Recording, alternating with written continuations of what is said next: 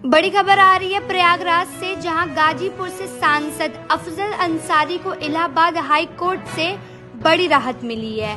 कृष्णानंद हत्याकांड मामले में गैंगस्टर के तहत मिली सजा को हाई कोर्ट ने रद्द कर दिया है। इलाहाबाद कोर्ट ने अफजल अंसारी की अपील स्वीकार कर ली है। इसके साथ ही गैंगस्टर मामले में विशेष कोर्ट की ओर से सुनाई गई 4 साल की सजा रद्द हो गई है। जी हां, बता दें कि अफजल अंसारी को गाजीपुर की MP MLA कोर्ट ने कृष्णानंद हत्याकांड के बाद गैंगस्टर मामले में 4 साल की सजा सुनाई थी।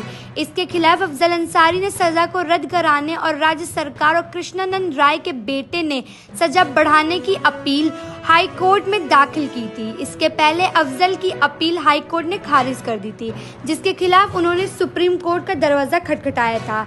सुप्रीम कोर्ट ने सजा को निलंबित करते हुए फिर से सुनवाई के लिए मामले को हाई कोर्ट वापस भेज दिया था।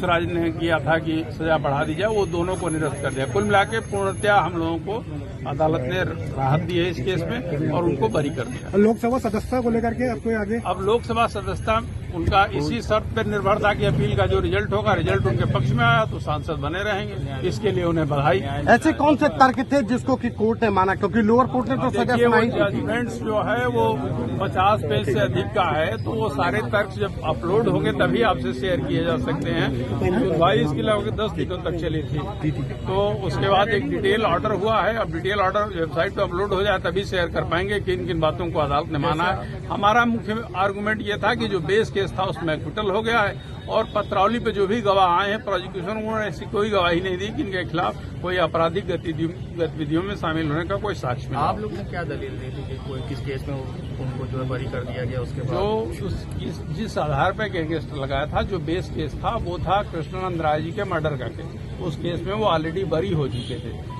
तो हमारा मुख्य तर्क ये था हम लोगों का कि साहब वो जो बेस केस है जिसको आधारित करके आपने दूसरा केस लिखा, चूंकि उसमें बरी हो चुके हैं, तो इसमें अब सजा का कोई आधार नहीं। और इसके अलावा भी तमाम आर्गुमेंट्स थे। मैंने कहा ना कि लगभग 10 दिन तक बहस हुई और माननीय न्यायालय ने बड़े धैर्य से हम लोगों के आर्गुमेंट्स को सुना है और माननीय न्यायालय का बहुत बहुत आभार कि उन्होंने हमारे आर्गुमेंट्स को स्वीकार किया।